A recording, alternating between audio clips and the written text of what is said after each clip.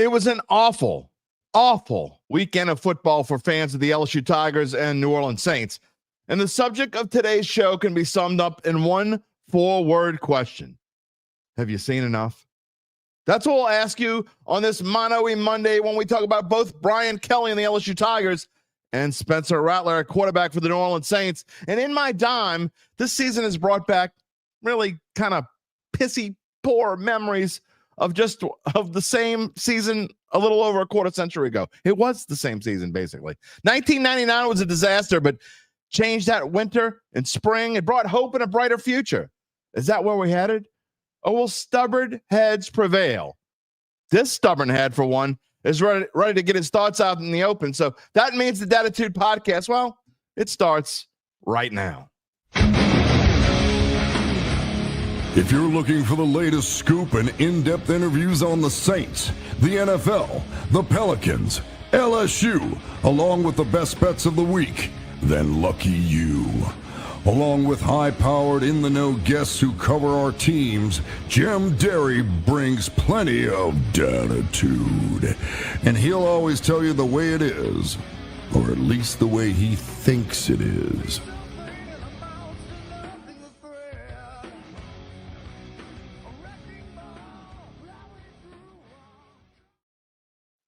Where you at, Dattitude family? How was your weekend? Had a good one? Oh, well, yeah. At least the Falcons lost. Yeah. I know that is the best I can do.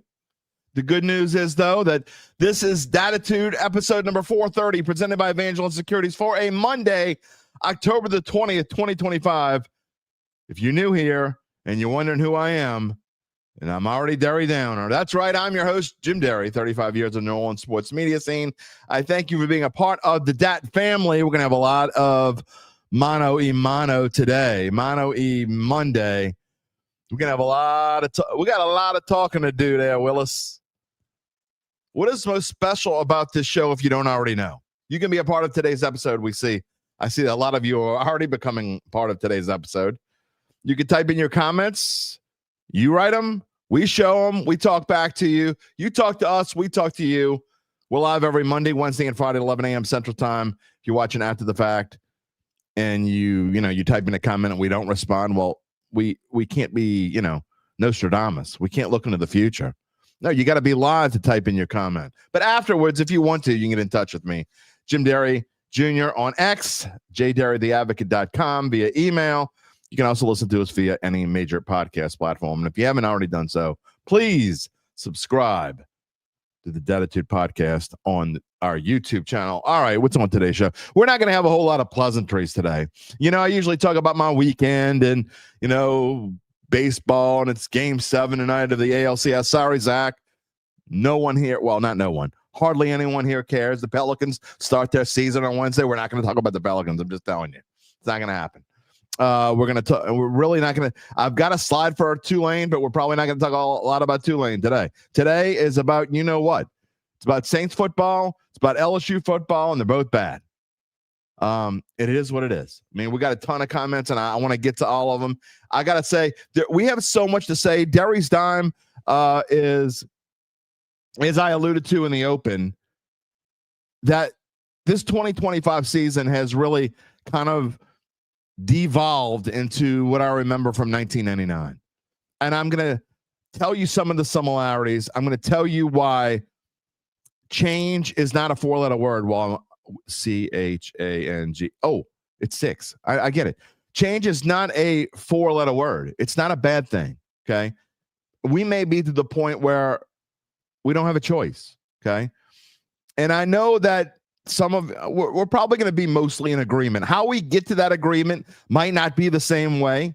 I get that. And look, some things are just not going to happen. Okay. We'll go down certain rabbit holes. I may go down once, but if they're not going to happen, they're not going to happen. But we are going to talk about here today things that we think need to happen and why they need to happen. You see the numbers on the screen from this weekend? I mean, the numbers that matter the most are at the bottom left and the bottom right of the screen. They're scores. Even though both of our teams were underdogs going into this weekend, I mean, if you're LSU, and who was it? I think it was Lance who said they're LSU and they're Vandy. There's no way they're going to lose to Vandy. Zach and I both predicted LSU to lose this week because it was kind of where the season was going and what it felt like. Vanderbilt was a better team than LSU, period. It wasn't a fluke. There was nothing fluky about that win. LSU deserved to lose. LSU's vaunted defense. Did Blake Baker just cut into his potential coaching possibilities for next year? Maybe. Defense was nowhere. Diego Pavia looked like the Heisman candidate. Certainly not Garrett Nussmeier. I didn't think he looked bad. I thought he looked okay. He didn't have any time to throw the ball. The offensive line was horrendous. For the Saints.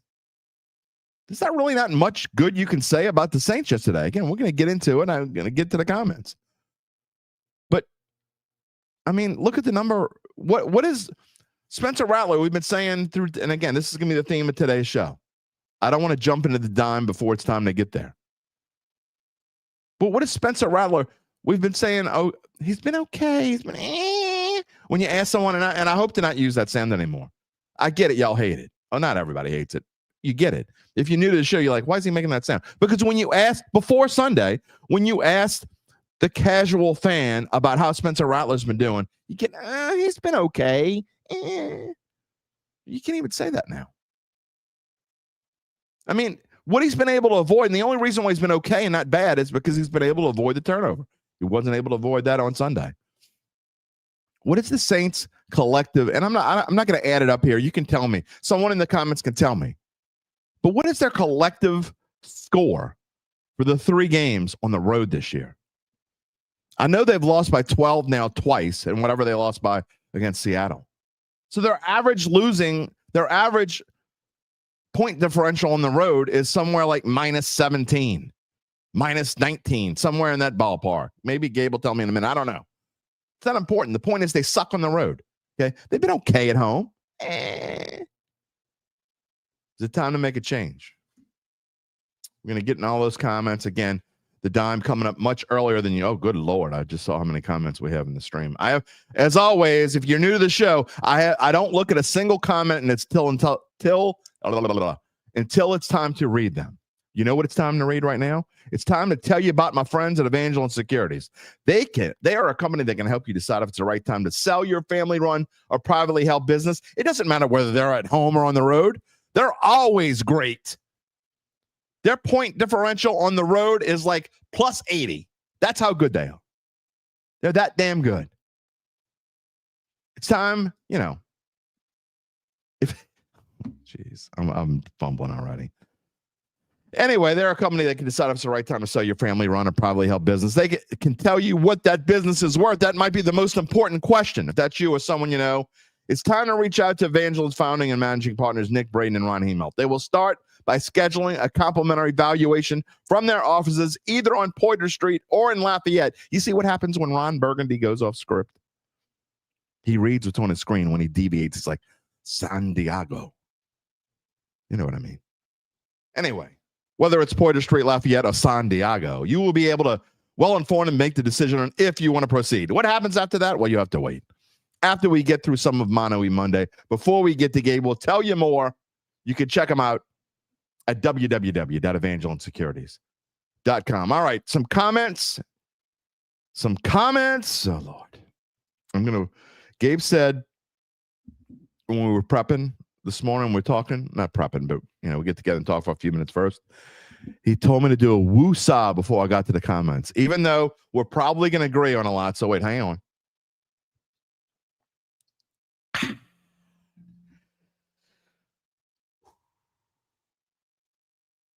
No. All right, we're good. One Smoke, good morning. Didn't we draft Shuck at the 40th pick because he was already pro-ready, experienced quarterback? Isn't he like 38 years old? I added the 38-year-old part in.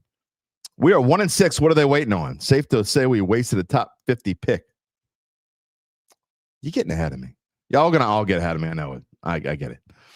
Cedric says he's disappointed in Alvin Kamara, Pete Warner, Justin Reed had a big disappointment. Pete Warner just looks lost. He also says, time to move on to Spencer Rattler. This is what happens when you turn him loose. He turns the ball over. I can't. I don't know. You're getting ahead of me. I can't necessarily. I'm not going to disagree with you if you're not wrong. Good morning. Kellen Moore's scheme has been masking Rattler's weaknesses. I don't think that's true. I don't think anyone's been masking Rattler's weaknesses.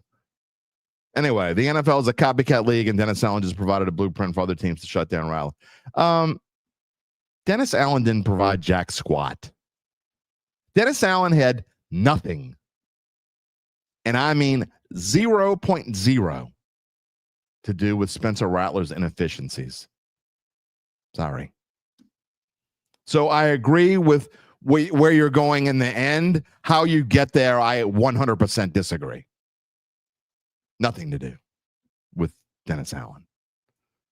That's right. I'm not giving Dennis Allen any credit. Dennis Allen is Dennis Allen. The Bears are going to end up, when we get to the end of the season, the Bears will be who we thought they were. UBN's here. Of course, it's going to be awesome for him. San Francisco won last night, won me a lot of money. Who would I save my weekend? Go Rat. Oh, boy. Rocky says, the Rat experiment is over. I openly back the guy as I always back who is playing quarterback. That's what true fans do. He's not the answer. Time to see what Chuck has to offer. And he also says Brian Kelly is done. We'll get to that in a little bit. By the way, Rocky, I love you, man, but Scott Woodward, Mickey Loomis, 2 point. Come on, man. Get out of here. Anyhow. Brian Cavett, who dat? Our Saints are the Washington Generals of the NFL. I mean, they could be the Jets. The Jets are way worse. Sorry. The Jets are way worse. Are the Saints better than the Jets and Titans? Absolutely. The Saints are definitely better than the Jets and Titans. Now, they may lose to them later on, but as of right now, I will stand here and tell you that I think the Saints are better than the Jets and Titans. Again, we're going to get to the dime very early. And I wanted to tell you, I don't know did I say this earlier? I have I don't need to hear Kellen Moore's coach speak or Spencer Rattler's I got to get better. Okay. I started listening to it. And I'm like, I'm not playing this crap on the show today. We don't need to hear that crap. So I know I normally have you hear from Kellen Moore and Spencer Rattler at least. We're not doing that today. And I'm certainly not listening to Brian Kelly. I don't care what he has to say either. Brian Cavett said many weeks ago he's seen enough of Rattler. Doesn't know if Shuck is the guy, but it's too bad he will look like he draw the short stick and be without McCoy. Yeah. All right. But if you haven't heard, Eric McCoy might be done for the season. That's a whole different story. Probably talk more about that Wednesday. By the way, Wednesday, did I tell you Mike Detillier is coming on Wednesday? That should be interesting. I saved Mike Detillier for the perfect times. There is no better time for Mike Detillier than Wednesday. Mike Detillier will talk about Saints and LSU, and I'm sure he'll have plenty to say. Gary says, DA's blueprint for Saints offensive destruction. Rattler had a poor day, but with that pressure, do not think. It wasn't just the pressure. And I don't talk about this in my dime, so I can say it now. He was sacked 4 times. It wasn't just the pressure. I mean, you can blame the O-line if you want, but go back and watch the plays that he was sacked on. A lot of what he was sacked on was because he has no pocket presence. I've said this multiple times. I'm not blaming it all on Rattler. I'm not blaming the fact that they couldn't. It was a lot Rattler yesterday. It was mostly Rattler yesterday. However, that fumble, no pocket presence. How can you not feel that? Again, we went through this earlier in the season. It's not any different. A-Town is here. Good morning. What the hell did you watch yesterday? What a piss poor performance by this New Orleans Saints team. I don't know if I was watching a professional football team or the Keystone Cops. Hashtag horrible. Apathy says, I think some Saints fan needs to come to reality with just how bad the roster is. The fact that they were even competitive in most games this season tell you they are the right coach. Be patient.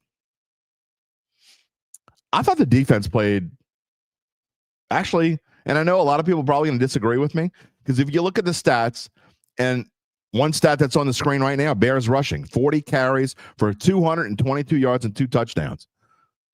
But how many of those yards came in the end when the game was obviously over? I thought the Saints defense actually played okay. They didn't play great, but they played okay. But when you're on the field for basically the entire, and I said this in my short yesterday, so I'm sorry if you saw the short. It sounds like I'm repeating myself. But when you're on the field for almost the entire first half, by the way, the Saints, is the difference in time of possession yesterday. The Bears had the ball for 36 minutes and 19 seconds. Saints 23-41. So when your defense is on the field, as long as the Saints defense was on the field, I thought they did okay. I really do. I'm not just saying that. They gave up 26 points. It sucks. They gave up, 222 yards rushing. Again, a lot of that came on that last drive when the Saints were done. DeAndre Swift, they had a tough time stop. Kyle Monange, they couldn't stop him in short yardage situations. Caleb Williams didn't do anything running the ball, and he threw for 172 yards. I thought the defense was okay.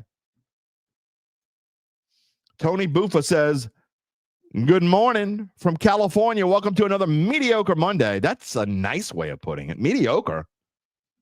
There's not much mediocre, but mediocre would be a big step up. Looking forward to the discussion.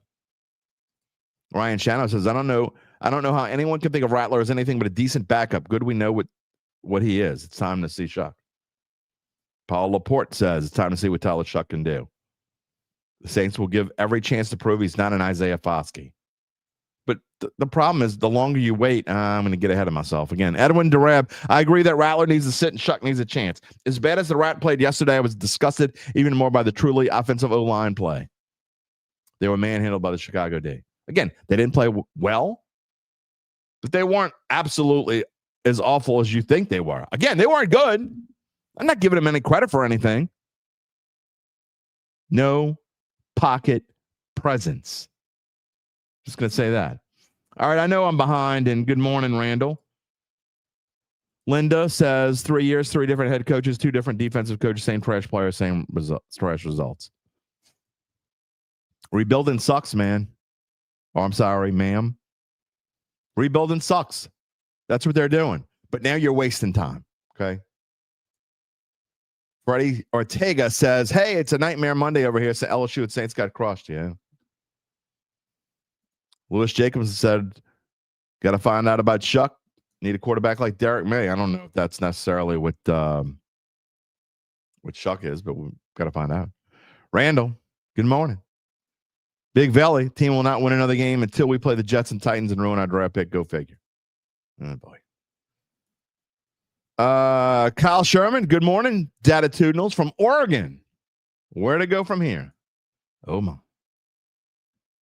Brian Steve says, the Saints are not a talented team. Rattler versus Shuck is irrelevant, which is why the Rat needs to be benched. He may be better than it right now, but we need to know if the ceiling is higher. That is a perfect place to get into Derry's time. If you're new here, every Monday after the Saints and sometimes after LSU play, it's normally a dime focused solely on the Saints, but today's a little bit of both, or a lot of both, depending on how you look at it. And this is my only scripted part of the show.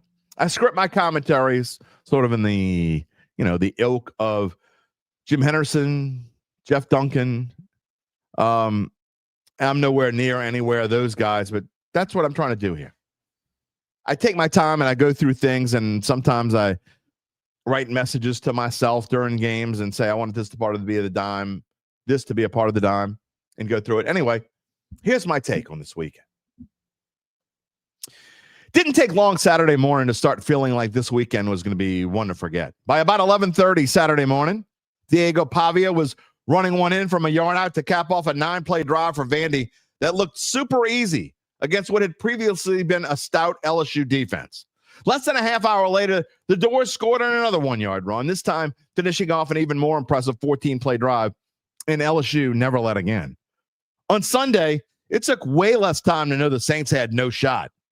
Spencer Rattler fumbled on the second offensive play of the game for the Saints, which was soon after followed by a 3-and-out, a missed field goal, an interception, another 3-and-out, and a 5-and-out, with the only reason why it wasn't a 4-and-out came after the Bears gifted the visitors with a roughing the passer penalty. With 2:51 remaining in the first half, that's right, 2:51 remaining in the first half, we're talking about 27 minutes into the first half. The Chicago Bears had scored 4 times while the New Orleans Saints had gained 4 total yards. Dennis Allen then parted the Red Sea for Rattler on the final drive before halftime, and he gave up 39% of all the yardage the now 1-12 quarterback would get all day on 3 completed passes on that drive. By the way, y'all aren't hating on Olave today, are you? Anyway, all the other drives combined, Rattler passed for 144 yards, 1 touchdown, and 4 turnovers that would have been 5 if the Bears didn't break up what should have been a 4th interception late in the game when 2 teammates collided into one another. Here we stand, less than 2 weeks before Halloween, and as Yogi Berra once said, it feels like deja vu all over again. When the Tigers fall to either Texas A&M this weekend or Alabama on the second Saturday of November, it will become official. LSU will be playing in the Ozempic Bowl or something far, far away from the college football playoffs. And while I've stated repeatedly on this show that Brian Kelly is going nowhere as coach, even the most rational of football fans has to question where his career is going in Baton Rouge. For the record, I still don't see him being bought out unless the absolute floor falls from the season. But it feels like it's no longer an impossibility. As for the Saints, this Sunday's game brought me back to the last time they were 1-6. Do you remember? It was 1999. It was Mike Ditka. It was against the Cleveland Browns in the Superdome. It was a Hail Mary by Tim Couch that had Ditka laying flat on his face on that spongy, bright green turf as Couch and the Browns celebrated in glee for what was their first and second to last victory that season. If there was any disillusion of whether the Saints had a major problem at quarterback then, it was cleared up that day when the league's 29th worst defense held the infamous Billy Joes, Tolliver, and Hobart to a combined 11 of 29 for 120 yards with a touchdown and 3 turnovers. Sounds familiar, doesn't it? Here we are a quarter century later, wondering when we might see change once again, and knowing for both LSU and the Saints, it likely needs to happen sooner rather than later for success to ensue. I've not admitted this until this very moment, but it is really hard to fathom LSU winning anything major with Kelly at coach. Meanwhile, it's impossible to even dream about the Saints becoming anything but subpar with Spencer Rattler at quarterback. Hell, they might not even win another game with him behind center. One fan said in the comments yesterday, "You've just been waiting for the Rat to have a game like this and have today you're pouncing on him." To which I respond, have you listened to anything I've said the past 18 months or so? So what now? Going forward, mathematically, Kelly could rustle up a near miracle. For if LSU were to win its final 5 games, 3 of which are against teams in the top 13 and another 2 in the top 4, then the Tigers would indeed make the playoffs, and that would end any speculation on Kelly's future. For the Saints, I'm not sure what they're thinking. There are exactly 10 games remaining before they will have a top 5 pick in the 2026 NFL draft. Do they need to use that pick on a quarterback? How could anyone possibly know when you haven't seen anything from the guy you spent the 40th pick of the 2025 draft on? Make it make sense that anyone but Tyler Shuck should start next week, really, in every game thereafter this season. Is he better than Rattler? Not only do we not know, but I say it doesn't matter. Not even a little bit. It doesn't make one rat's ass of a difference if Tyler Shuck is better than Spencer Rattler. The reason that Shuck needs to play and start is simple and clear for anyone who wants to, or at least is willing to hear it. Spencer Rattler is now 1-12 in his career as a starter, and no one with a rational football mind could possibly see a successful future for this team or any other with him as a starting quarterback. Shuck might go 1-9 if you start him the rest of the way, but at least you'll know what you must do next April. Make no change for the Saints, and 2-15 or 3-14 is an inevitability, and you're left in a worse place than you were before the season began, not knowing whether your future is already here in New Orleans, on a college campus, or wearing someone else's colors in the NFL. 1999 for the Saints was Ditka, the Billy Joes, and 3-13. 1999 for LSU was Jerry DiNardo and 3-8. 2000 for the Saints was Jim Haslett, Jeff Blake, Aaron Brooks in the first playoff win in franchise history. 2000 for LSU was Nick Saban and a national championship 3 years later. Change isn't always good, but when you've seen enough, it's necessary. And I, for one, have seen enough. And that's my dime. You know, are they going to do it? Are they going to make the changes? Is LSU going to make a change when the season is over? Are the Saints going to make a change next week and put Talashuk in at quarterback? I have no idea. I mean, I honestly have no idea. I don't know. But it's my opinion that something needs to be done on both sides. Now, of course, you're not going to do anything with Brian Kelly right now. I don't advocate doing anything. You can't fire him in the middle of a season. This isn't James Franklin. I mean, hell, in the grand scheme of things, although the predictor of LSU making the playoffs now says 14%. I mean, we realistically know it's probably less than that. And what are the chances that they beat Texas A&M, Alabama, and Oklahoma? I'm not going to say Gabe's going to say 0.0. I say it's more like 2%. So in my mind, and then you still got a chance that you'd win against Texas A&M and Alabama and, you know, crap the bed against Arkansas. Couldn't you see that happening? Absolutely you could. Arkansas could score points and they're rejuvenated under Petrino.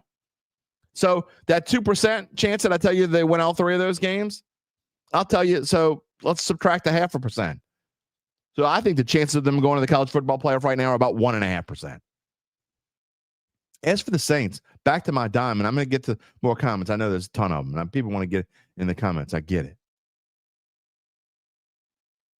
By the way, and Gabe has sent this to me, the Saints road point differential on the road is minus 55. Combined 101-46. That's where they are. 101-46. Something's got to be done. I mean, what are you waiting for? That's just my question. It was my question before. It's my question now. Back to the comments. We're going to spend most of the rest of the next 30 plus minutes doing nothing but comments. Jason Hughes says BK has no attitude to improve the situation in hand. I don't know how do you improve it? All right, Ryan. Here's your one. How about Bo Nix and the Broncos? What a game. I'm sorry, I'm still not impressed with Bo Nix. I know that they came through in the fourth quarter, but that was as much as the Giants screwing up as the Broncos. I don't take nothing away from the Broncos. I don't want to waste time on that. Go Broncos. I had a lot riding on that, so I'm happy about it. That was one of my knockout picks. I was very happy they came back. But that's all I'm going to say on that. Phil, season competitiveness is over. Got to pull the rat and see what we have with our young players. Phil Mariande. Kyle also says, back to psychotherapist role. The doctor is in. I don't want to be that. David Bordelon says, I've never seen Alvin Kamara have such a rough day on Pass Pro. He doesn't seem to have it anymore. I've been telling you all that already. You can't say, oh, no, you can't say anything bad about Alvin Kamara. Between him and Taysom Hill, worthless. Sorry. 2 carries for a -4 yards yesterday. Worthless. You were loyal to him. You let him come back. You're wasting a roster spot. Who would you put in there? I don't know, but you're wasting a roster spot. Alvin Kamara doesn't look like he wants to be here. 11 carries for 28 yards against a team that was terrible coming into this game against the run. Remember we told you the Bears were 31st in the NFL against the run coming in. Is that good? No, that's not good. That's terrible. 31st. In the NFL against the run. The Saints carried it 17 times for 44 yards.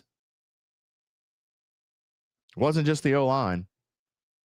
And it didn't help that Kendre Miller got hurt. Christopher Fava says, Rattler looked terrible yesterday. They stopped the run, starting throwing 4 interceptions and fumble, running the ball with one hand. See, when you have no running game and you force the game into Rattler's hand, which is what happened yesterday. When that happens and you force the game in his hands, we saw. I don't need to tell you saw it. I don't need to say anymore.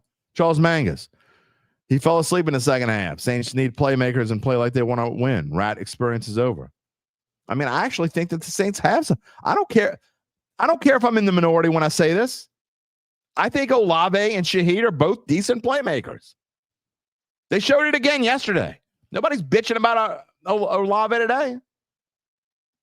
Just saying. You don't have a quarterback. Tom, good morning, Who Dat Nation. Not sure Alvin Kamara knows what pass protection means. Game over when Taysom's lateral was overturned. By the way, that was 100%, absolutely no question, the right call. That was not a lateral. It was a forward pass, an illegal forward pass. And if that would have mattered, if that play would have mattered, Saints fans would have been in here going ballistic about that play. That was absolutely the right overturn. Who Dat Daddy says he's appalled. You ain't the only one. Big Billy says, and Spencer Rattler is terrible. He's finally seen enough. You finally saw enough? Unfortunately, Shuck will not be any better. Welcome to hell. How the hell do you know Shuck's not going to be any better? How could you possibly, how could anyone possibly know? How could Kellen Moore know? No one knows. That's the point. You don't know. I don't. Now, if he sucks, I can't wait for you and a lot of other people who probably have disappeared for a while because the rat stinks. Then the rat lovers, they just disappear, most except for the regulars. The rat lovers disappear when he stinks. Oh, I don't want to hear him talk. I can't stand to think that he was right for a minute. Shuck, I'm telling you. I'm not telling you Shuck is the answer, okay? I want to make that as crystal clear as possible. I know Rattler's not the answer. No one can possibly know if Shuck's the answer or not until he gets there and plays in a game situation. And I know I'm like 25 minutes behind on the comments. I'm going to start moving forward in just a minute. So I'll roll through some of these. Barry, good morning. Disappointed but not surprised. Shuck time. Black Preacher Man, salute. The Rat looked like a suspect backup yesterday. No question. Daryl Hayden. Good morning, Jim, Gabe, Dat family. We still have the wave. Sort of. The Wave weren't very good. They needed a last-minute touchdown, a last-second touchdown to beat Army. Army's terrible. I wouldn't get fired. I didn't bring Tulane up, but they weren't very good. Good morning, Chad Gage. Please let this rat poison be done. Hello, all, by the way. Good morning, Owen Attilio. Who Dat Daddy fire free Jim Kelly? Or do you mean Brian Kelly? I think you probably mean Brian. Or maybe Jim Kelly's. Did he go to jail this weekend and see it? I don't know. Tom Pavia is a bad man. Yep. Musette, good morning. That game was painful. That's one way to say it. Hector Garcia. I expected the Saints to lose games and not do well, but what I'm expecting for a week in and week out is improvement, which we're not seeing on a consistent basis. We have 4 number ones and 1 number 2. We have 3 number ones in the defensive line. Saints will not improve unless we improve in the trenches. I don't disagree that they still need to improve in the trenches. However, they're to the point where, look, you start Shuck, you let him play 10 games. They're not going to. By the way, they're not going to do that. I'm not silly enough. I'm not silly enough to actually think he's going to pull the plug on Rattler. I think they're going to be too stubborn because the Saints, even with a new coach, I just think they have a history of being stubborn, and I don't think it's going to change. So I don't think he's going to make the move. Meaning Kellen Moore. I think Rattler's going to play again this weekend. That's what I think. I'm just telling you what I think should happen. That being said, whenever Shuck gets in there, and if he stinks, then you've got to draft a quarterback. Plain and simple. There's not a lot of great quarterbacks. I don't give a rat's ass. Whatever the best one is when you pick, you got to take one. Period. This team, I just explained to you. Remember, go back. If you didn't hear the dime, you can go back and rewind it later. But 1999 for the Saints. That's where the last time the Saints were 1-6. It was 1999. Mike Ditka, who was quarterback? The Billy Joes, Hobart and Tolliver. They kind of went back and forth. Spencer Rattler is kind of Both Billy Joes wrapped up into one. I'm not kidding. That's where we are right now. That's where we are. Ashley, again, I know I'm still like 20 minutes behind. I'm trying to get there. Good morning, Dattitude. Worst weekend for Louisiana football. I think we should put Chuck in, even though the quarterback won't make a difference. But that's the point. It doesn't matter whether it makes a difference. People keep saying Chuck's not going to be any better. It doesn't make a difference. It doesn't make a difference as far as the record goes. You're missing, if you think it's not going to make a difference, you're missing the point. The point is not whether it's going to change the record for this team and whether they beat Tampa Bay or whether they beat the Rams later on or whether they beat Carolina or Atlanta or whoever else. It's not whether they win or lose a football game the rest of the way. They're 1-6. They have 0.0 chance to do anything this season. And I mean zero. If there was a percentage for negative possibility, I would make it negative. They have no chance of doing it. So the point is not about winning football games now. Should you still want the Saints to win? Absolutely. I've already told you. We're not going to go through the whole lose on purpose thing. It's stupid. First of all, you don't even have to lose on purpose. They're going to lose anyway. The point is not whether it's going to make a difference whether Shuck is better. That's what you don't understand. You don't know whether Shuck is better. You've got to find out. You've got to find out. Christopher, and I got to catch up. I'm way behind. Who Dat Monday? Thought we'd turn out a better afternoon than that mess. It was still bad. It was. I apologize if I'm going through. If at this point I'm just taking first comments from people, and then when we get closer to current, I may show a duplicate or two. Gabe, at this point, who is more to blame, the personnel or the coaching? Does it matter? I mean, Gabe, does it matter? I mean, they don't have the personnel. We don't know if they have the coaching. It's still too early. You can't judge Kellen Moore yet. Okay, he's 37 years old. He's a rookie head coach. You got a guy that you think is your answer at the future, and you can't know. Now, I hope he doesn't end up being stubborn, okay? Don't be stubborn like your predecessor was. Or I guess technically your predecessor's predecessor. Don't be stubborn like the guy who was celebrating and got a game ball yesterday in Chicago because he beat the Saints. Whoop-de-doo. Your defensive coordinator beat whoop-de-doo. You beat the Saints. Yippee. Don't be stubborn like that guy. Make the change that needs to be made. And the number one change that needs to be made for these New Orleans Saints, and you know what? I'm going to bring up the Saints so we can see more about the Saints here. I mean, what the title slide? What else do you need to see a quarterback? I don't get it. We're gonna do some LSU talk, I promise, because that's when Gabe comes on. That's probably all he's going to talk about is LSU. So to answer your question, Gabe, I don't know whether it's personnel or coaching. It's probably more personnel than coaching, but I don't think it matters at this point. Mark Gapsky says, good morning. It's time for Shuck. We need to find out what we got. Absolutely. SJG8 Saints fan says, good morning. I know we're in rebuild, but I'm sick of watching this team lose already. Need something to change. I'm tired of people saying it's time to rebuild. Samuel Turner says, Kellen Moore, Spencer Rattler, Mickey Loomis need to go. Kellen Moore doesn't need to go. I mean, it's too early to say Kellen Moore needs to go. I'm not going to argue either the other ones or the other. Oh, look, I'm going to say it again. I'm fine with Spencer Rattler being a backup quarterback. I think he's actually probably, if you put all the backup quarterbacks in the NFL together, he's at least in the middle of the pack, maybe even in the top half of the pack. But I know this. I watched Mac Jones, who's a backup quarterback, play for the San Francisco 49ers. They gave Brock Purdy all that money. Mac Jones went in there as a backup quarterback. Brock Purdy might not get his job back.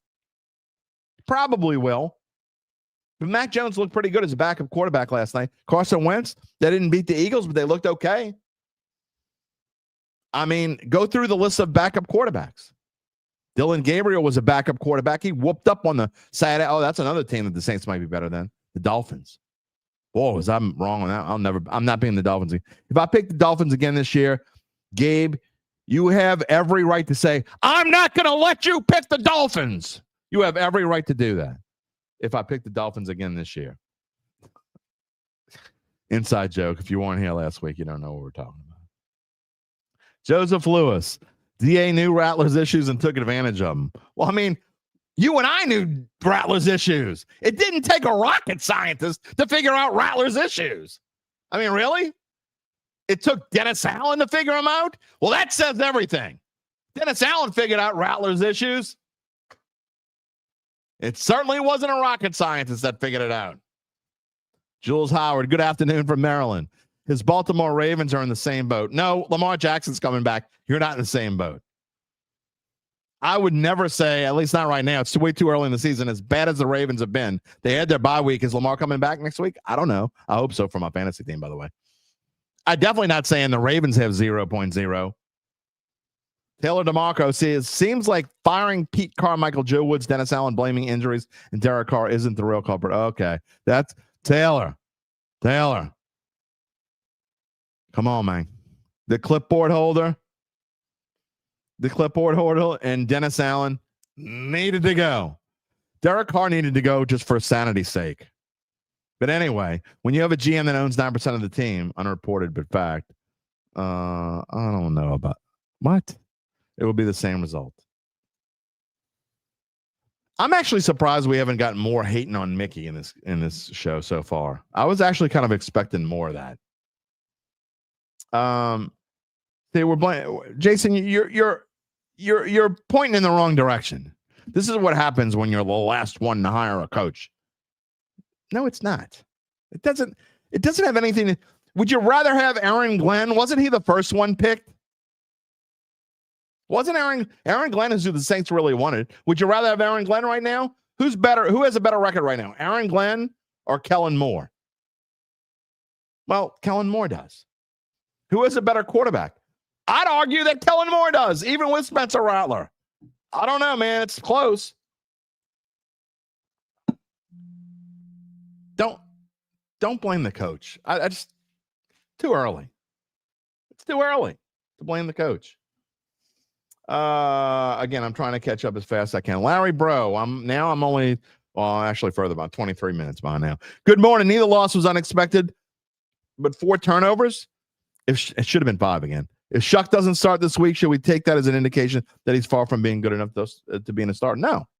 Again, even Kellen Moore can't possibly know how good Shuck is. What you do in practice you drafted this guy with the 40th pick. You need to know. You need to put him in a game situation, real game situations. You don't know. No one knows. So the answer is no. Don Smith says roll wave. Again, look, Don, we're pulling for Tulane. We want something good to talk about, but Tulane, we're going to get to them a little bit in a minute. Well, let's say a minute. It's going to be a little bit. Mitch Bergeron, GM Jim. I gave Rattler a pass for last year and kept an open mind for this year. Inaccurate. He has no field vision. He's a roller coaster rider with more lows than highs. Rocky says 0 pocket presence. I mean, I've been saying that. I'm not trying to be like a weather person and say, I told you it was going to be 90 degrees yesterday. No, I'm not trying to do that. But I've been saying this for 18 months. The Saints are not smarter than a 5th grader. When they drafted him in the 5th round and no one else wanted him, there's a reason no one else wanted him. Why didn't they want him? Because he wasn't even that good in college. I think he's a great kid. I mean, I don't root for good. Who knows? Maybe he'll get a chance. I mean, another chance, and maybe he'll go out and beat Tampa Bay next week. I highly doubt it. You see the spread there. The Bucks are coming in here 6.5-point favorites in the Dome next week, which is actually, I think that's what it was in the preseason. But anyway, it doesn't matter.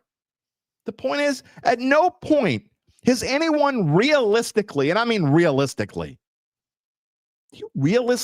any point thought this guy was going to be the long-term answer? No.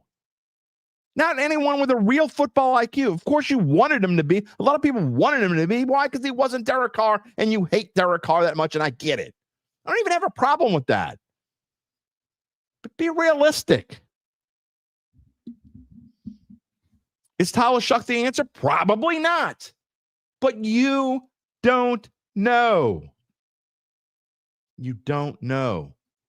David +1 said Vegas had the Saints under 4.5 wins. Actually, they had them at 4. I think it was like even money at 4.5, wasn't it, Gabe? Anyway, we took the under here. Still on track. They're not on track. They're going to do it. They're going to be under 4.5. I think I'd be floored if they win more than 4 games. I mean, floored. I mean, we'll be 10 games through, so are they going to go 4-6 the rest of the way? No. That reminds me. While we're doing this, I'll just put the schedule up here so you can see.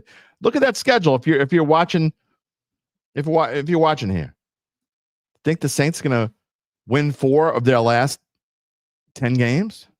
Who are they going to meet? They're going to lose the next 2. So then they'd have to win 4 out of their last 8. You think they're going to go 4-4? No. Gabe says he got the Saints under 4.5 at +105. So it was slightly tilted to the under. The point is, they're going to win 5 games.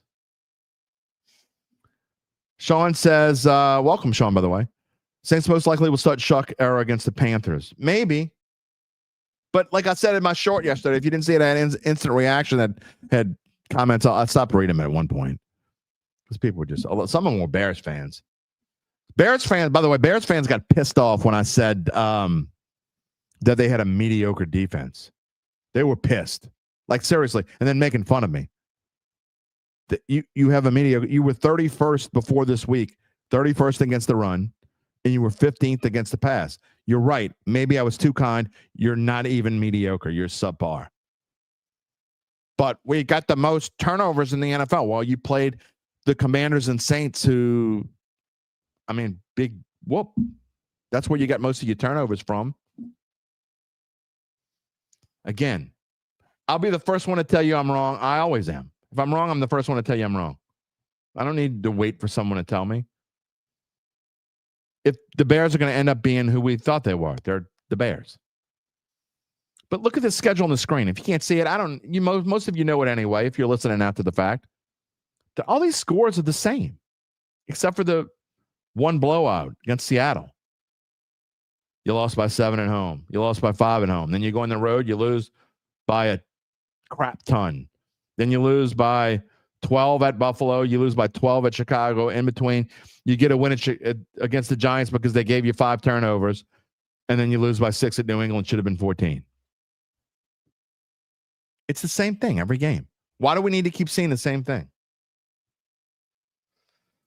Sean, I'll get to Kelly in a minute when Gabe comes on. But if I move on from Kelly, who are you going to get? I don't know. I'm not saying I'm ready to move on from Kelly 100%. I'm not 100% sure yet. But the point is, something's got to change. And if it's not in the game, I don't know. You can't change anything game-wise for LSU right now. Going to ask Mike to tell you what he thinks on Wednesday. I don't know. Oscar Maurice Calix says he believes that Shuck should also start. Need to know what we have before next year's draft. Absolutely. Big Valley, thank you. Poetic about my dime. I think that's what you mean. Let's see where else. Michael, I don't know if it's Clement or Clement. Depends on where you live in the area. Brian Kelly has done less with more talent than any coach in the history of football. It's game day prep and adjustments during the game so below par. The only coaches worse than him in the SEC are Napier and Hugh Freeze. One is fired and the other one will be. Michael. No. That's all I'm going to say. That's all I need to say. No. No, he's not the third worst coach in the SEC. No. Anyway. Kyle Sherman says the only case to hold off on Shuck is the difficulty of the next 2. No. Replace Rat with Shuck for the rest of the year against. No. I said in my short yesterday, there's no more reason to wait. I don't want to hear any more excuses. No more excuses. None. Not a single excuse. It doesn't get any easier. Why do you think Carolina is going to be any easier? They're 4-3, dude. Kyle, I love you, but Carolina's 4-3. Are they as good as Tampa Bay or the Rams? No. But they're not that much. I keep telling you, Carolina is not a bad football team. Carolina might have a winning season this year. Why wait? And then you're going, oh, well, don't start him against Carolina because it's on the road. Wait till after the bye week. And then the bye week comes and, oh, well, we're playing Atlanta. You don't want to really stop making excuses. It doesn't matter whether you win or lose the game. It doesn't make one iota of difference. Put them in now. I don't think they'll put them in now, but stop making excuses for why you don't want to put them in now. It doesn't make a difference who they play. I don't care if they play the 85 Bears. Put them in now. I don't care if they play the 2000 Ravens. Put them in now. I've had enough. It's like SJG8 said. Rattler started in the midst of the hardest part of the schedule. It doesn't matter. It doesn't make a difference. Preacher Man's coming around. He says it took a miracle by the defense of the Saints to be 0-7. It's true. I mean, if they don't get 5 turnovers against the Giants, think they beat the Giants? No. They get 2 turnovers against the Giants, they lose. Period.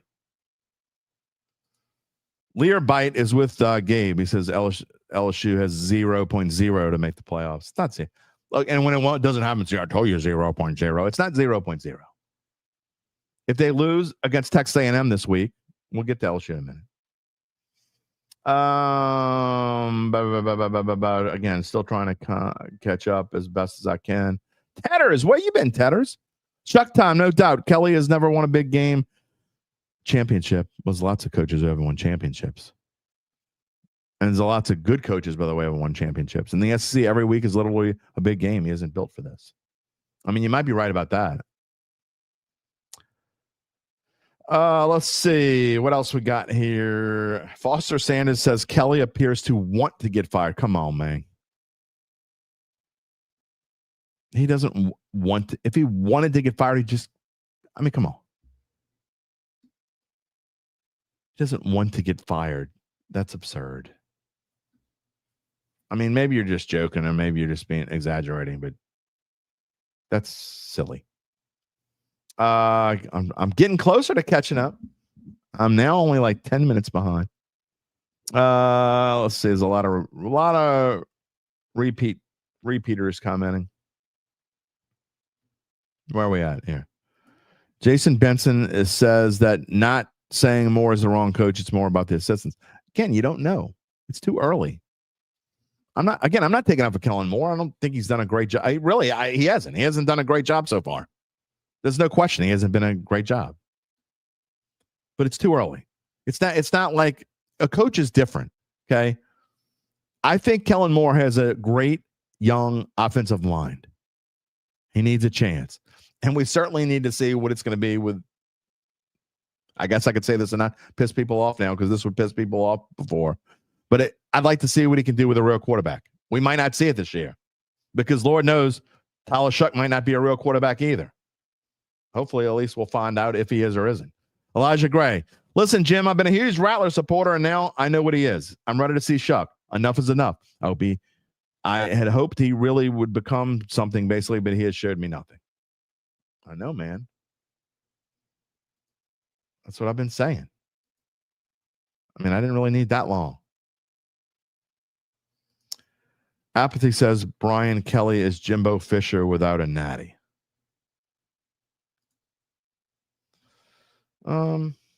That might not be bad comparison. It's a good question, UBN. Where is Lance? 10. You don't see any 10 comments today. I'm having that issue where my mouse is like super delay. Maybe I'll work this. Let's see. Christopher Fava says that the Bears defense is okay, and not elite, not even a top. Of course, it's not a top 10 defense. Of course, it's not a top 10 defense. All right, again, Gabe's coming up in just a moment. I'm trying to get back. Kyle Sherman says I win. I'm not trying to win, my friend. I'm not trying to be mean. So, I respond to whatever comes into my head. Sometimes that's not always a good thing. Sometimes I come out a little bit rough. Daryl Ellison says, Kellen don't want to replace Rattler because Shuck is a Moore pick. And if he falls, Moore would look like a coach that can't pick a good quarterback. Daryl, what are you talking about?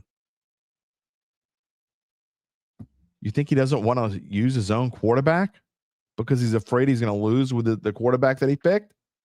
You can't be serious. Are you serious? Please tell me you're not. Please type back and tell me you're not serious, because you can't be serious. Melvin Guillory says, after the first 3 games of the season, I've seen Rattler's not the quarterback for us. Please bench him, please. And he's praying. I don't know if praying's going to look. We could pray about a lot of things. I pray every night. I don't know if praying's going to be the answer to that one. All right. We told you earlier we'll let you know more about how Evangeline Securities can help you figure out what your family run or privately held business might be worth and whether it's time to sell. How do they do it? Well, thank you for asking. After their complimentary valuation of your company, if you decide to proceed, native New Orleanians Nick Braden, Ron Hemelton, the folks at Evangeline, they'll begin an extensive auction process from among established private equity funds from around the whole wide world. They have that quarterback. They know who their number 1 quarterback is. Just telling you. They'll maximize the return for the founder and his or her family. Evangeline Securities is the top producer on their platform. There are very few companies like them in this area, and none, I stress none, with their dedication and success. They're fully licensed. They're ready to serve you. So get in touch with Nick and Ron about what's really important. And it's not whether the Saints beat the Bucks this weekend or whether they beat the Rams the week after that or whether they beat Carolina. No, what's really important? The rest of your life. You can find them at www.evangelinesecurities.com. All right, a couple more comments here. Learbite, I'm just not showing your. I don't know. Are you just trolling? Are you trying to piss people off? I don't know what you're doing. Whatever it is, go find another podcast to piss people off. I don't know. I don't even know what you're talking about. Jason says, did I see the defensive line getting pushed back 3 yards when they ran? That's what I thought we were going to say with our O-line. Not happening, though. Yeah. You're right. Ryan, talking about the Saints, we know we have, heading into next year's draft, a team strapped for talent and 2 young quarterbacks. We can't run. We can't stop the run or stop the pass. We need dudes. I mean, kind of everybody needs dudes, right?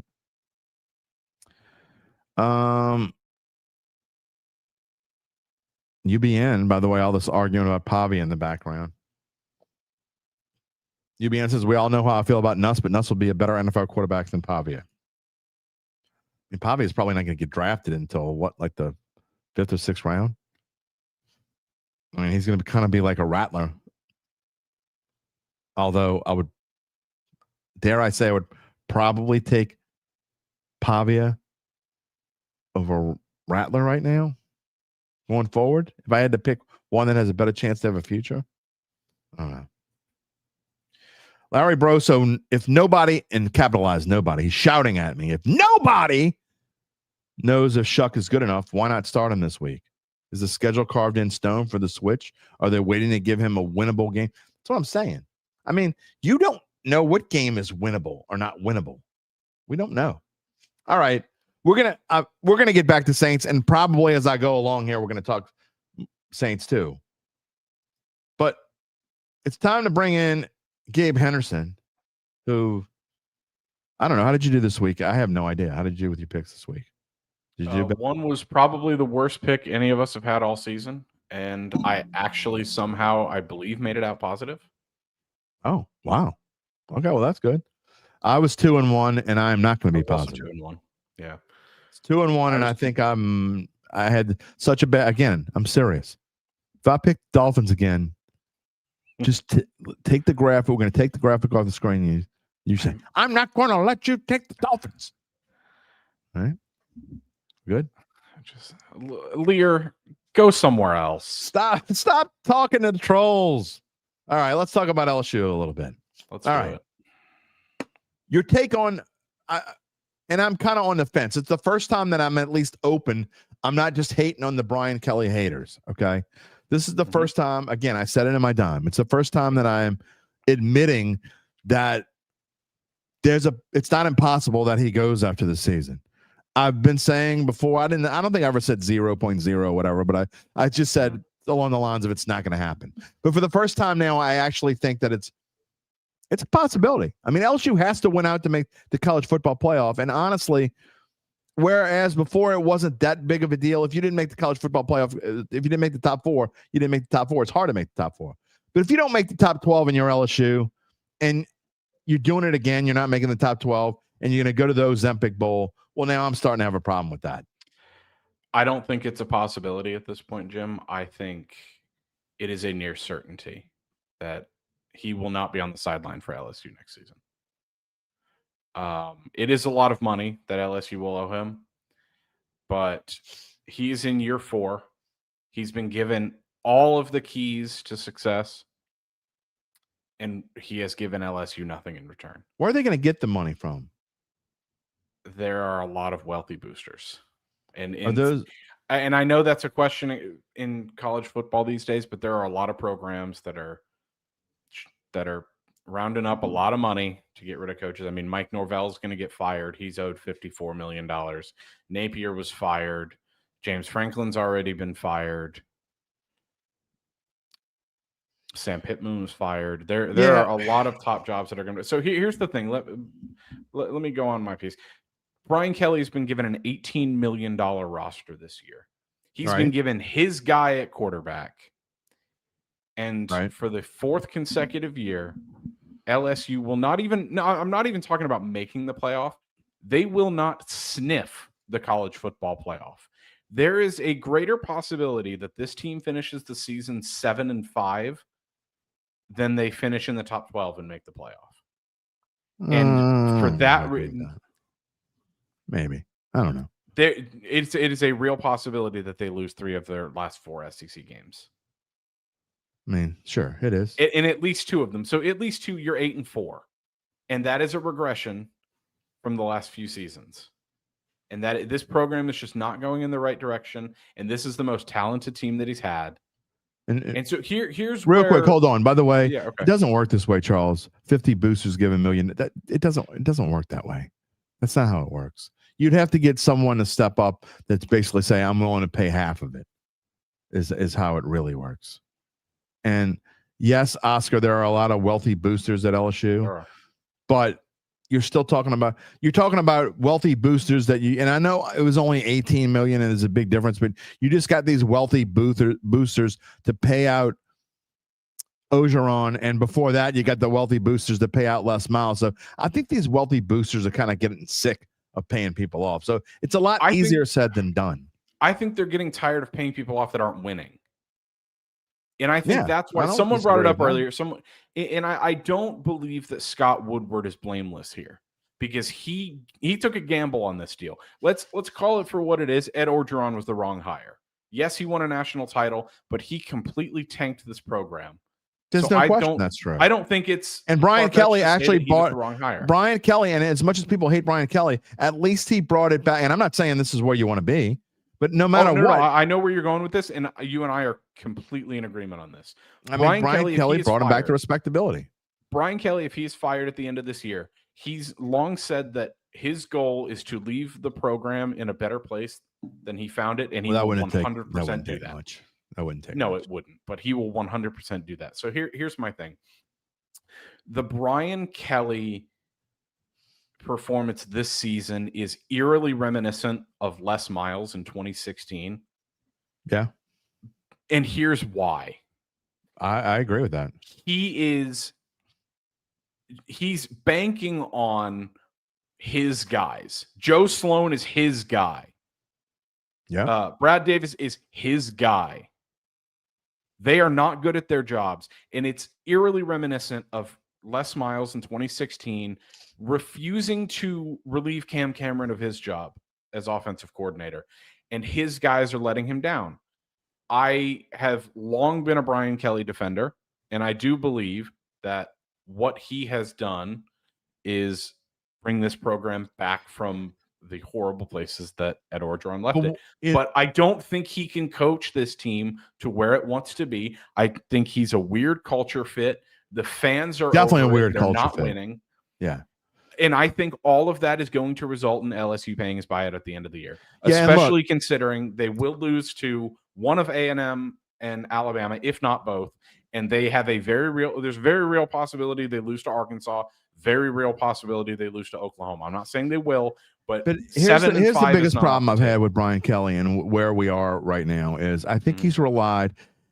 Some coaches, Nick Saban got out of the game because he hates NIL and he hates the transfer portal and he hates college football. Brian Kelly, to his credit, has embraced both of those things. He's embraced NIL and he's embraced the transfer portal.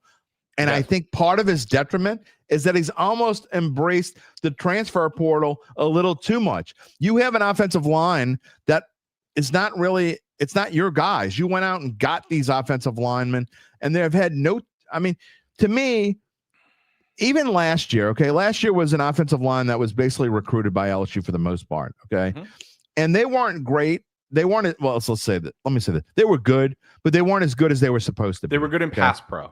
If they had that offensive line this year, I think you're talking about probably a little bit different season, especially with the combination with this defense. Nussmeier was destroyed on Saturday because he had no time to throw. It's unbelievable. The dude got up, kept getting up. He was like Rocky. He kept getting up and like, just stay down, Rock, stay down. And he kept getting up. And so, but the point is, you look at a team like, when Georgia won the national championship, they had an unbelievable offensive line that was all homegrown. They weren't all from Georgia. One of the guys was from Warren Easton, as a matter of fact, here in New Orleans. But they were successful because they had their own guys. To me, especially at certain positions, I'm okay with you going out and using transfer portal for Mansour Delane and, for skill positions and defensive backs and stuff like that. But to me, when you're building in the trenches, you need to build in the trenches from your own. And I just don't think he's recruited well enough there at certain spots. And I think that's been part of his downfall. I don't necessarily disagree, but I don't agree either. Last year, I think LSU, specifically Brian Kelly, should have taken a long, hard look in the mirror and said the offensive line was not very good. They were good in pass pro, but they couldn't run the ball. And I think that comes down to maybe they weren't coached well. Ever thought of that? That's the thing.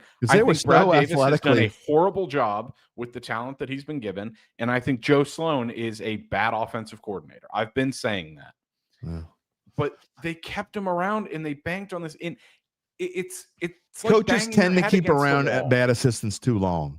It's like banging your head against the wall. It's exactly why I said it's like Les Miles in 2016 with Cam Cameron. We knew going into this season that Joe Sloan was not a good offensive coordinator, but be it for continuity or for other reasons, they wanted to keep him.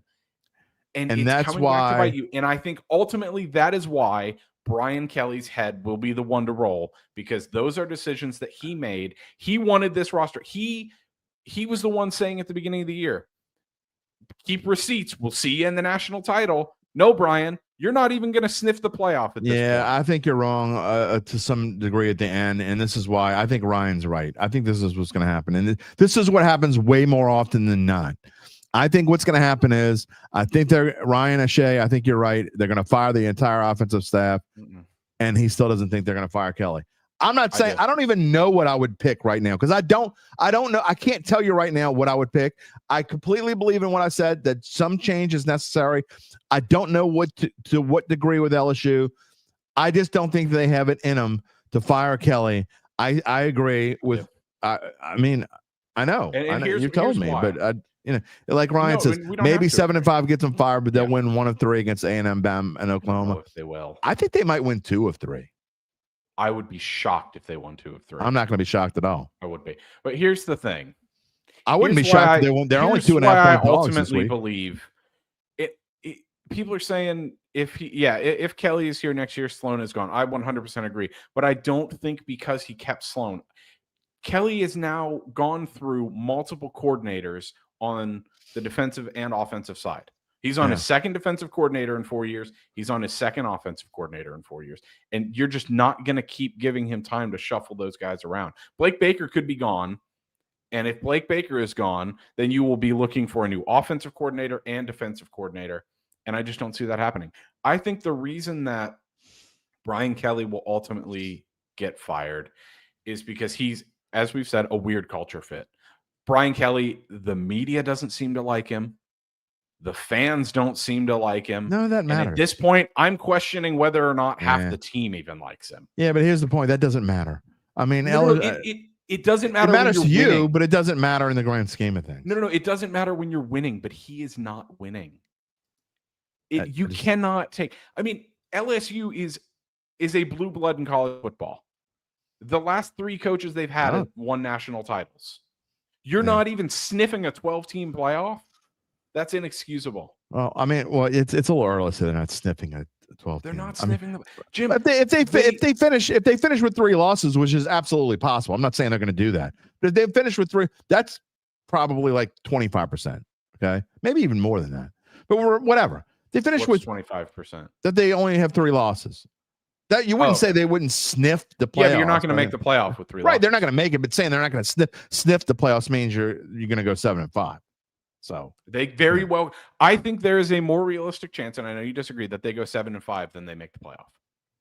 I really think 7-5 is on the table for this. I think you're overreacting a little bit. I don't think I am. You've still got 2 top 4 teams, and then you have to go to Oklahoma. Brian Kelly's 11-11 on the road at LSU. Here you go. This should make you feel better about your point. Rich Marciano says, "Well said, Gabe." There you go. Tina with the obvious no shit comment of the day. Thank you, Tina. LSU's going to beat Bama. Oh, maybe. I mean, no, look. Here's the thing about this year, and look, I don't think LSU's going to play. Don't get me wrong. I think this year is a cluster F. Don't get me wrong. It's absolutely a disappointment. I thought it would be a 10-win season. It doesn't look like it's going to be a 10-win season. Okay, so I think it's going to be a disappointment. However, this team, I don't think they're going to do what everybody wants them to do because I don't think they have it in them. I don't think Scott Woodward, I understand everything you just said. I get everything you said.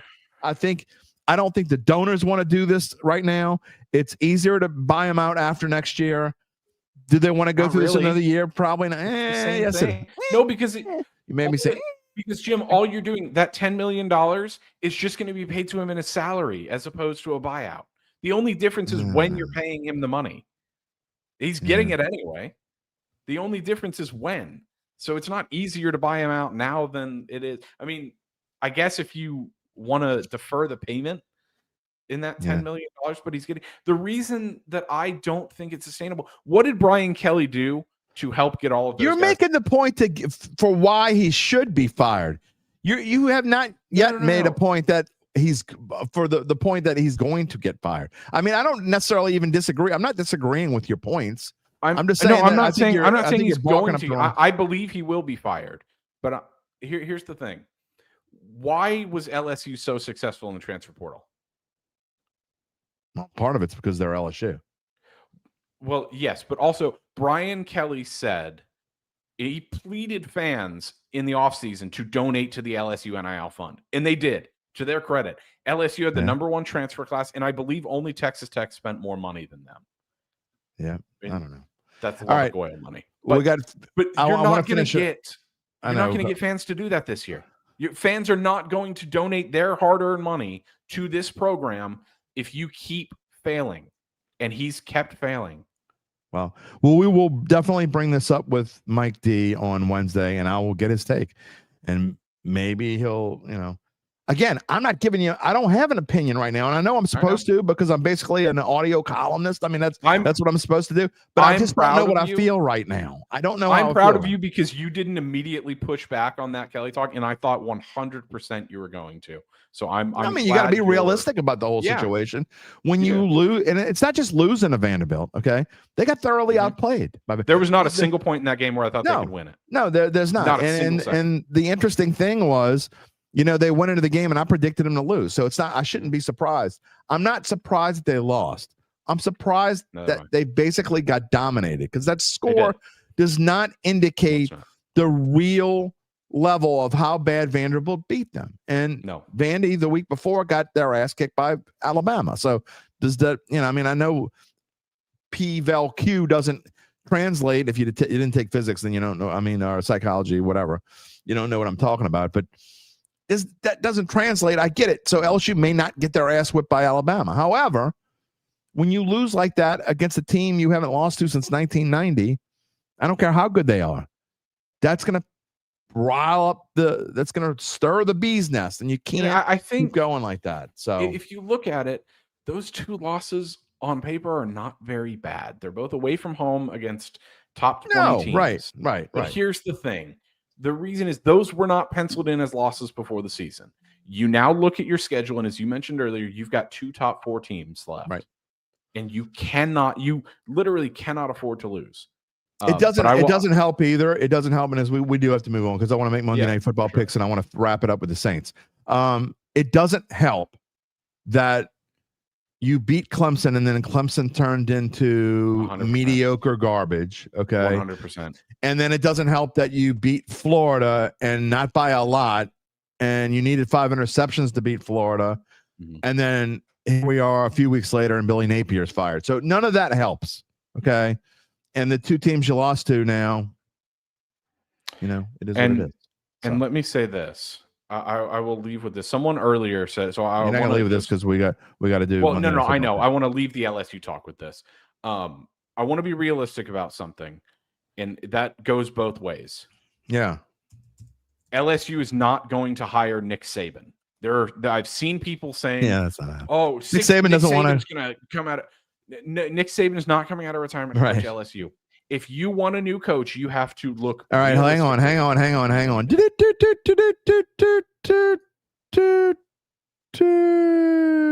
This is really bad breaking news. Reported by several on the X machine, including Jordan Schultz. The Saints believe that Kendre Miller is believed to have suffered a torn ACL during Sunday's loss to the Bears, which means he is out. If that is true, and it's probably true because Jordan Schultz is a trusted source, that means he's that means he's out for the season. So now Kendre Miller, another wasted Kendre Miller season. You will now you've got a 30-year-old running back who looks like he doesn't want to play. And you've got a 6th-round rookie who had 1 carry for 1 yard yesterday. You want to talk about a mess. This team is in an absolute mess. I'll get back to them before we finish. All right. So that's breaking news. I will get back to the breaking news in just a minute. Real quick, let's make our Monday Night Football picks as we do each Monday now afternoon on this show. We got a doubleheader. I did not forget this week that we had a doubleheader. One involves your team, and this is the way. If they're going to do a doubleheader, for at least for Christ's sake, do a doubleheader like this where one's at 6 o'clock and one's at 9 o'clock, so we can actually watch both games. And that's how they're doing it tonight. Some people are going to. Zach Ewing is going to have a tough time. No, he's not. He's going to be watching the Mariners game. Game 7 of the ALCS is also tonight. But week 7, Tampa Bay Buccaneers are 6-point underdogs at the Detroit Lions. The total is 53.5. The Houston Texans are a 3-point underdog at Seattle. The total is 41.5. That game's at 9 o'clock. Do you have a best bet for tonight? For either game or just do you have? I mean, you might, sometimes we don't have a best bet, but do you, and it's not like we're taking records, so we don't say. But we've been pretty good on Thursday and Monday games. You and I have both been pretty good. Do you have a best bet for tonight? Seahawks -3. I can. That's not a best bet for me, but I concur. I do like the Seahawks -3. Mm-hmm. I am going to go with this, and this is absolutely strictly on gut. The Buccaneers are due for a letdown. They are still banged up. Emeka Egbuka may or may not come back, but Rachaad White is starting at running back, and this is not a good spot for them going on the road. Whereas later in the year, if they play them in the playoffs, I may take the Buccaneers because it may be let's see what the spot is. But I don't like this spot for Tampa Bay, especially they're going to be on the road 2 weeks in a row. Not that the Saints are that big of a deal or whatever. I kind of like the Lions to whip up tonight. So I'm going to make that my best bet. I don't know if I'm going to make it a best bet and make it a short and try to, I haven't done one in a while though. Mm-hmm. But So that is my best bet for tonight. Lions -6. And I don't want to be square, but I also like both favorites. Yeah, the Texans offense is going to struggle to move the ball without Christian Kirk unless they get the rookies involved. Yeah. So anyway. See that. All right. Wednesday should be an interesting show. Mike Detillier never holds back, always says what he has to think, and that's why I wanted him for this Wednesday. And I had this Wednesday actually in mind for like the last 3 weeks, looking at schedules. And I'm like, if LSU and the Saints lose, this would be a perfect time. We're going to have him on Wednesday, and I will see you then. Sounds good. All right. See you then. Gabe Henderson, everyone. All right, we're going to wrap it up here with the Saints because we're going to get back. And then if you just joined us, so you've been in and out, or even if you're listening after the fact, because you may not have heard it if you're listening after the fact. But breaking news this morning, it is being reported by multiple sources that Kendre Miller is tore his ACL and is out for the season. Already we know that Eric McCoy is likely, well, I don't want to, let me look that up before I say that. Yep, he's out for the season. Eric McCoy is out for the season. So there you go. So now your starting center and your backup running back, who you really want to take the job, now gone. And you got to wonder if Kendre Miller is going to get any more chances. I mean, honestly, he was a bust from day one. There were hopes for him at different points of the season. He never got a real chance to do anything special. He never looked special. He looked like he was going to be better, but I don't know, man. And now you got an aging Alvin Kamara with a team that's going nowhere fast, who doesn't look like he wants to play. I mean, there's been trade talk about Alvin Kamara. Can you even trade him now? Can you afford it? What do you do if you trade him? I mean, honestly. I mean, if I'm Kamara now, I just say, look, I can come back and sign a one-day contract later with the Saints and say I retired as a Saint, but man, you got to get out of here, dude. I love you, AK. Get out of here. Just accept whatever trade they want to, whatever they want to get. If they want to send you to, I don't know. Let me think of a team that needs a running back and that's decent. I mean, let me go down the line. Who needs a running back and is decent? I mean, at this point, it'd be somebody who needs the Houston Texans. I mean, maybe. But somebody who's decent. I mean, somebody who's a legit. I mean, I'm not trying to be offensive, but somebody who's a legitimate chance to do something. It ain't the Texans. The Colts are going to win that division. I mean, so go down the line. Who else needs a back? I mean, I'm trying to think right now. I can't do that on the fly. I'm doing this. Terry, you're not going to trade him in your division. Probably wouldn't trade him in conference either. So I'm trying to go to the other side. The Steelers, maybe the Steel. I don't know. Kansas City. Yep. I mean, for sure. That's a possibility. You're not going to trade him in the division. The Chargers. There you go. One smoke. The Chargers definitely need a running back. I don't know. But if here's my plea. If you're Alvin Kamara, man, get out of here. What are you doing? Go finish your career with someone. You can have a nice finish to your career. You can play the rest of this year there and next year, wherever it is, and finish out your career winning some football games. And then you can come back and sign a one-day contract and retire as a Saint. Come on, man. Don't look. Let's be again. This is a show. If you're new here, and I'm not for everyone. I get it. If you're new here, we're based in reality. Sometimes there's just not a lot of great things to say. And if there's another one smoke, maybe the Patriots. I don't know. I think the Chargers are definitely not Denver. Denver's got 2 running backs, 2 good ones. They don't need a running back. I mean, who that daddy? It's not even about what you get. At this point, you will take a $5 and a fish sandwich. AK. Breaking news. Again, it gets worse. LSU. Brian Kelly says left tackle Tyree Adams will miss this week's game. That's not really a surprise. He couldn't walk very well when he came out of this week's game. Let's see. Ron Henderson says, hate hearing the news about McCoy and Miller. Miller looked like he could have been the future at running back. I don't really think so. Who spells McCoy? Ruiz back to center? I don't know, Ron. I don't know if they're going to do that. I don't know, man. Ask me Wednesday.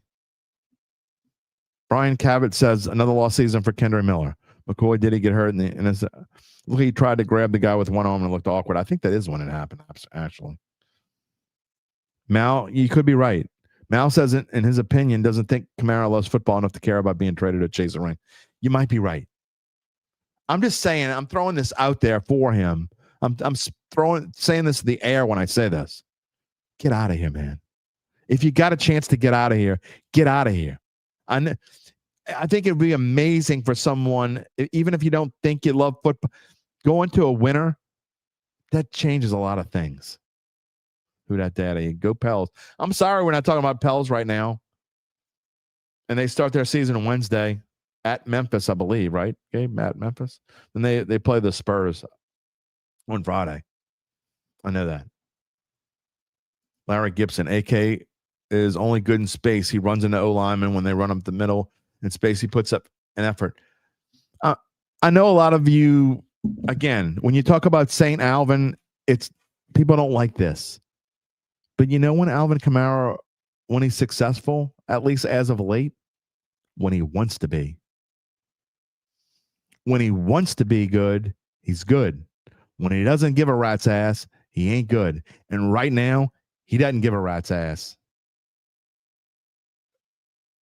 And I got to be honest. You know that I usually just get all pissy when someone doesn't give a rat's ass. But if anyone has a reason to not give a rat's ass, it's Alvin Kamara.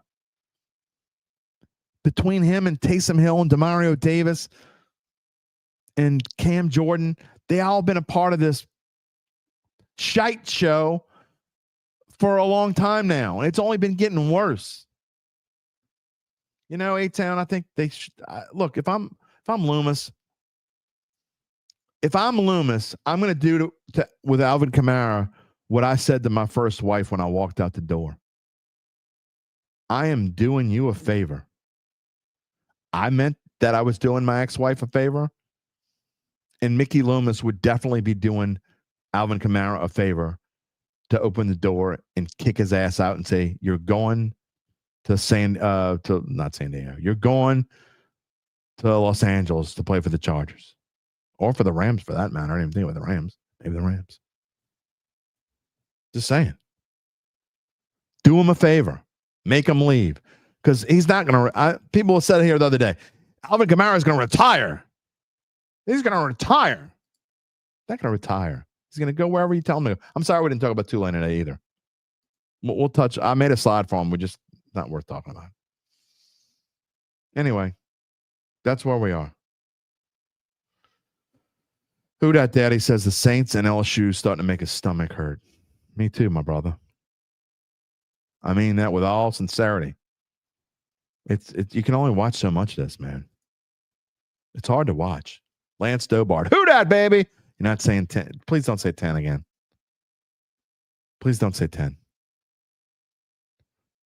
If you think they're going 9-1, I'm going to give you a number to call when we get off the air. In fact, if you really think they're going to win 10, I'll give you my personal cell and we can chat and I'll have an intervention. You know, I love y'all too much for that.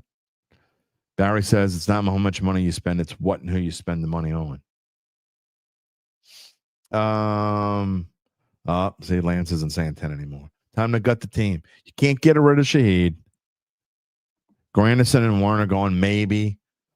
Olave, if the asking price is too high, but I want him to stay. I don't think Olave is going anywhere. I just don't. Shuck after the bye. No, Shuck now. Rat or Shuck next year is a bridge. Why do you need a bridge? Oh, you mean Rat or Shuck next year? No. No. Why would you wait another year? Why would anyone even contemplate waiting another year to draft a quarterback? That's why I'm telling. Okay, I'm going to say this out loud. Okay, I'm going to say what's in my head out loud. I usually do, but I've been kind of holding back. I kind of want him to start Shuck so he can suck. Okay. And then there's no excuses. If Shuck stinks, which I really think is going to happen, hope I'm wrong. Just like I hoped I was wrong about Rapp, but I wasn't. I hope Shuck stinks enough to go and say we have to draft a potential future quarterback in the next year's draft, both could be possible, and use free agency to get a quarterback to come here. And I'm not talking about somebody's 37 years old and can teach. I'm talking about you got Jeff Blake, and remember we talked about 1999. If you missed the Derry's dime earlier, Lance, if you missed the dime earlier, go back and listen when we're done. I compare where the Saints team is right now to 1999. Now, they're not going to make a change at coach, but who was quarterback in 1999? The Billy Joes, both of them. They were both quarterback. And I think that this whole situation where the Saints are in right now, and even though Shuck hasn't played, he could be a Billy Joe. I think Rattler and Shuck, I don't care which one of them's Tolliver, and I don't care which one of them's Hobart, but that's pretty much where you are right now. You got the Billy Joes. Billy Joes led to Jeff Blake, who, man, if Jeff Blake would have never got hurt, who knows, man? He could have been, but then you probably wouldn't have got Drew Brees, so maybe it was a good thing. I don't know.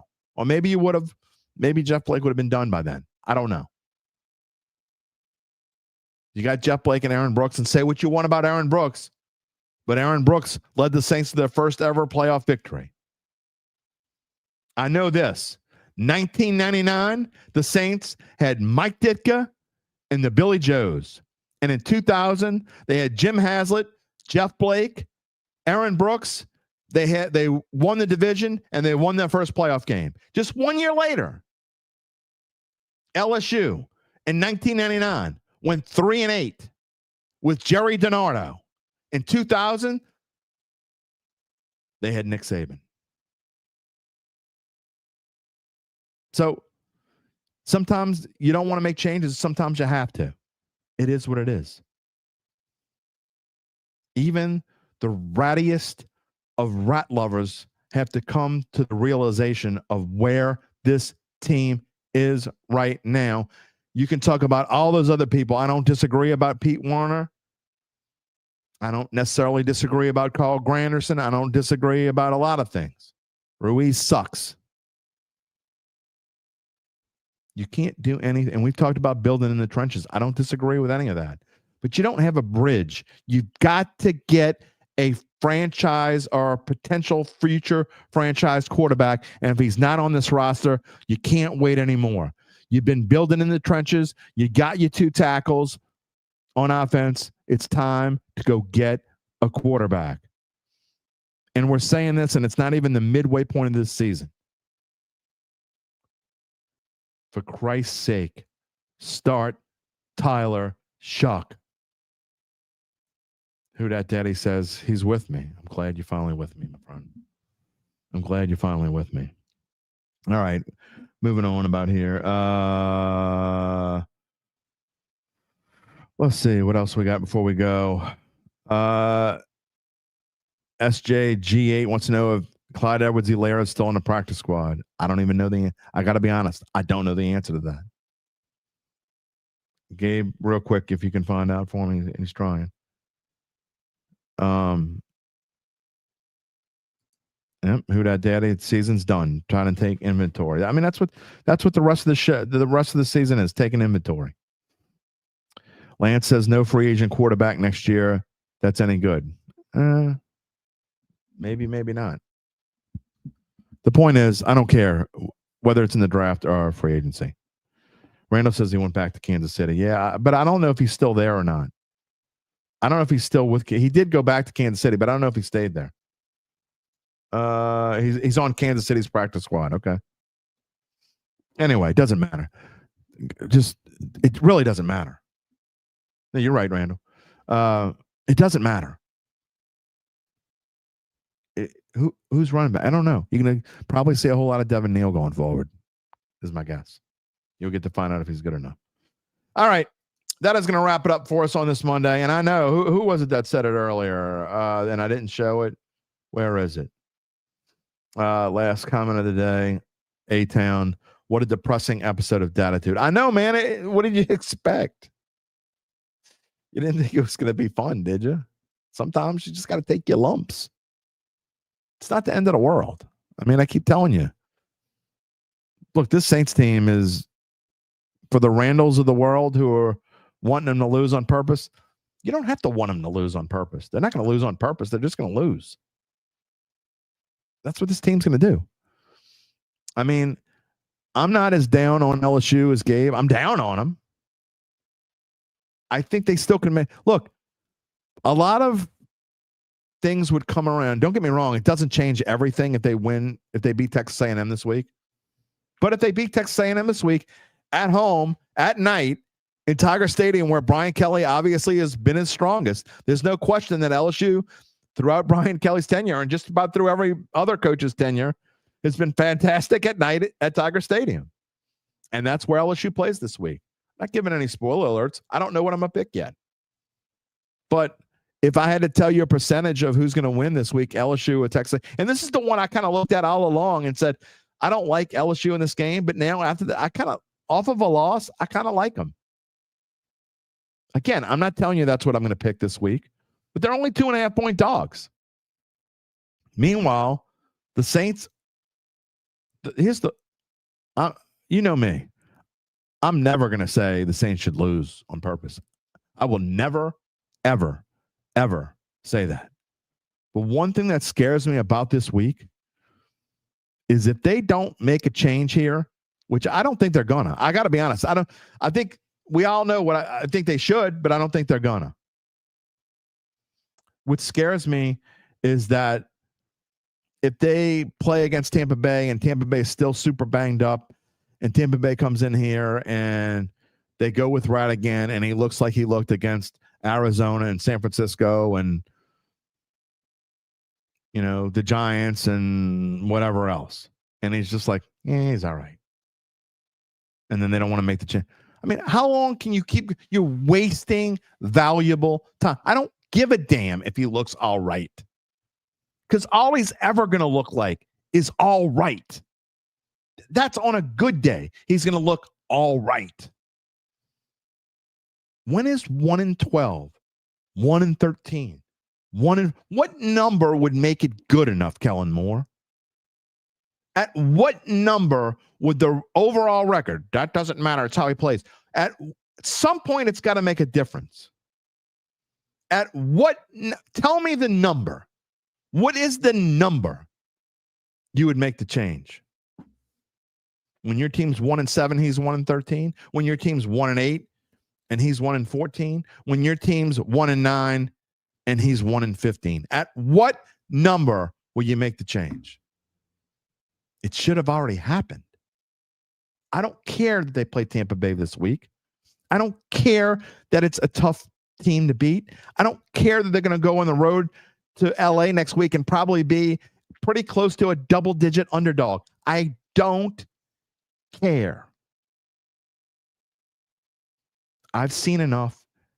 And if you haven't seen enough, then maybe we do have a problem as a head coach. We'll see. Again, wrapping it up on this Monday, as you see on the screen, the next live show is Wednesday, October the 22nd, when we welcome in the great Mike Detillier. Again, Mike never holds back. I have no idea what he's going to say. Maybe I'll listen tonight and get a little idea. Who knows? Mike Detillier is on the show on Wednesday. I want to thank today's guest, Gabe Henderson, and you, of course. You are more than just our guest. You're our family. A reminder to subscribe to our Dattitude YouTube page if you haven't already done so. Click the little bell to receive notifications when we go on the air live, which is every Monday, Wednesday, and Friday at 11 a.m. Central Time.